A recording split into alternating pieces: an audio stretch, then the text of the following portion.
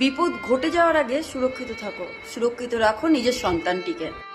দেখো বন্ধুরা, ভালো করে দেখো, এই ভিডিওটা হয়তো বানানো হয়েছে এমনি কোনো কিছু মেসেজ দেওয়ার জন্য সমাজকে আর পোস্টও করা হয়েছে, যেখান থেকে আমি নিয়েছি। কি একটা নাম ছিল আমার অতটা মনে নেই। হ্যাঁ, তো যাই হোক, তোমাদেরকে যেটা বলতে চাই যে নিজের সন্তানটিকে, নিজের ছোট সন্তানটিকে সাবধানে রেখো।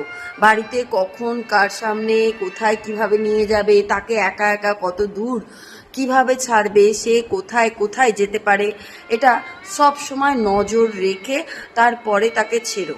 কারণ বিপদ আসতে কিন্তু একটা সেকেন্ডও সময় লাগে না।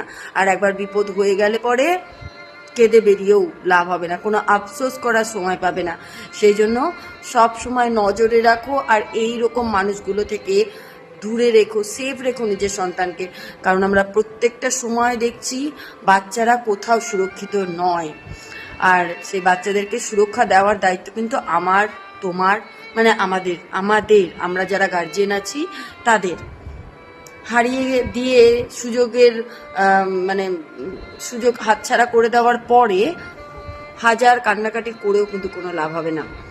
কারণ এইরকম মানুষ আছে যারা ক্ষতি করতে ব্যস্ত থাকে, তারা যারা ক্ষতি করতেই আসে, শুধুমাত্র একটা সুযোগের জন্য অপেক্ষা করে।